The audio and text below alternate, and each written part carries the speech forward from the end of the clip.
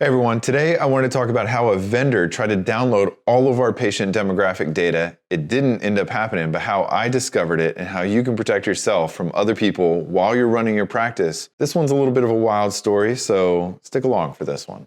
All right, for those of you guys who don't know, my name is Brad, I run my own private practice. We have 3 locations, hopefully getting to 5 locations by the end of the year. And let's talk a little bit about vendors. So our medical record has something called APIs, where you can basically get access to the data. Well, that's one way to get access to the data. Another way to get access to the data is also just creating a user account so that someone can log in. This is often done if, let's say you have a sleep medicine clinic and they want to do a prior auth on your behalf.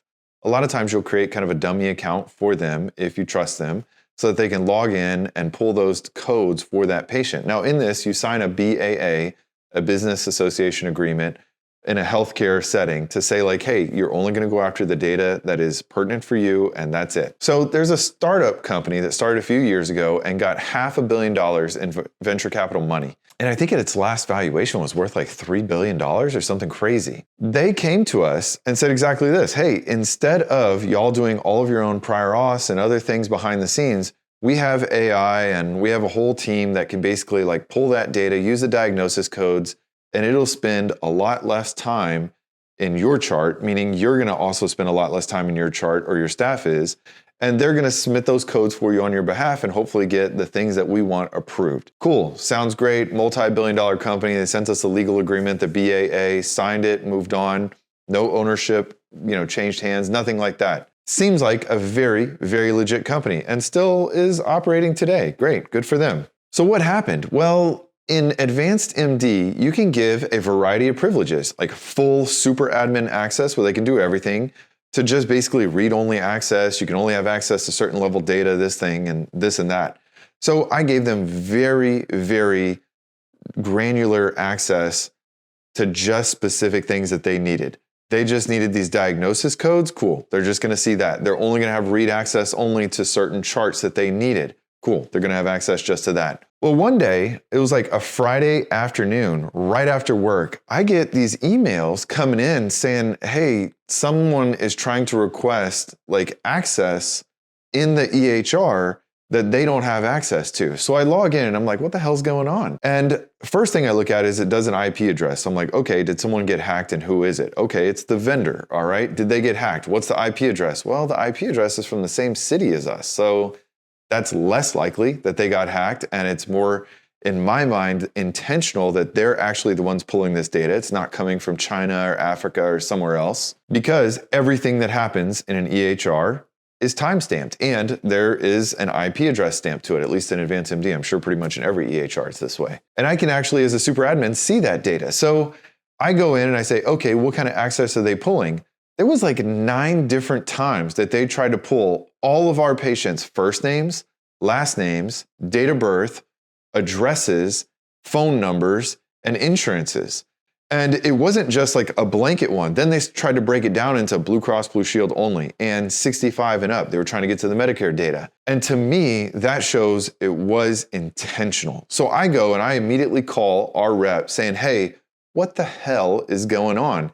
He, of course, plays ignorant and says, you know what? I don't know. Let me look into it. He messages us back on the following business day, on Monday. And until then, I just completely shut down their access, cut them off. And on Monday, my rep claims that an engineer behind the scenes accidentally tried to pull this data, and it was just an accident. Look, no data was actually pulled because they didn't have the rights to pull that data, but it was an accident. They were requesting access back to our EHR. No. You know what I think they were really doing is I think they were trying to pull our demographics so that they could advertise to the patients their own brand and billion-dollar thing, because they also started a direct-to-consumer offering, to my knowledge, that, hey, you want, boner pills? Cool, you could do it this way. And to me, that was very dirty. That was extremely dirty. Now, did anything illegal happen here? I don't know. I'm not a lawyer, and honestly, since they got nothing, they got no data, no access, and I can see that they only accessed the charts that they were supposed to do, I guess no. It sounds like no. I mean, just because they intended to and tried to get the data, that's a question for a lawyer, right? Is that illegal? even though they didn't pull the data. So luckily, all of our patient data is obviously secure. Nothing happened with that. And luckily, I also set the permissions correctly, that they only had access to certain things. They were trying to request this data. Thank goodness that was the case from an admin standpoint, what I ended up doing. But you guys, think twice about this. Anyone that you let in to have an API or a vendor for your data, even ZocDoc, which this one was not ZocDoc. I'll be very clear there. It was not ZocDoc, as much as I hate on them. ZocDoc has API access to pretty much everyone if you use them. If you integrate your calendar with them, they have API access. They could potentially pull your data. So I went back and looked and I got paranoid and I was like, does ZocDoc, are they trying to do the same crap? Are they trying to pull our data? No, they're not. They're actually doing exactly what the BAA says and they're legit, at least from my standpoint, looks like they're good. So for those of you guys who know that I hate ZocDoc and have hated on them numerous times before, this actually is not ZocDoc that I'm hating on right here. I'm gonna let them remain nameless, but I will definitely tell you guys it is not ZocDoc. Think twice about who you let in as your vendors. Right now, the only vendors that have access to our EHR is ZocDoc. They seem to be playing well. And is Quest and LabCorp and a local lab and a local radiology clinic. So you bet your butt we went in and saw, was there any data that was pulled from it or requesting of pulled that was unnecessary? And that audit seems to show absolutely not. No data. All of the patient's data is totally secure. Everything is good. And that's fantastic because then I don't have to get my lawyer involved to file all these complaints and open up a can of worms. But holy crap, guys, think twice about this. I mean, I thought with $500 million in venture capital money that they would have their legal together and play by the rules. But you know, there's a lot of tech companies that will just do things and ask for forgiveness later. And I'm going to hate on tech bros a little bit here in that I feel like that's still the mantra for some people starting up a tech healthcare business.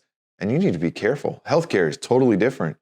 There is something so secure about healthcare data, obviously beyond HIPAA. You want to make sure that that is a very sacred thing between the patient and physician relationship and that their data stays very sacred as well. I just wanted to share this, that one, you need to be careful from any vendor as a business owner who you let into your EHR. There are other cases where Facebook and other places got access to patient data and huge corporations had to pay massive fines because they were sharing healthcare data with Facebook or Meta. Yeah, you don't want to be caught like that. You don't want to be caught in that scenario. And thank God we weren't. I think from number two is any health tech company, be a little bit weary of them in the very beginning. I gave them credence of like, wow, they got $500 million. They must have their shit together. No, I don't know. You know, honestly, we've been pitched by a lot of companies that have a lot of financial backing that I can't help but wonder, this sounds a little shady. This sounds like someone might go to jail for what they're recommending. And again, I'm not a lawyer, but really think twice. And I think there's a lot of ways that physicians can get themselves into trouble, especially if you look just like I did. I was like, wow, $500 million. They must be very legit. Don't use that as the only litmus test. Luckily, we locked them out. No harm, no foul, other than they are banned from our practice. We are not using them at all. But yeah, be careful with who you give access to your charts on the back end. And that's an interesting story about how someone tried to basically get all of our patient data and was not successful. So, all right, guys, that's it for this week. I'll see you guys on the next one. Thanks for following along. See you next time.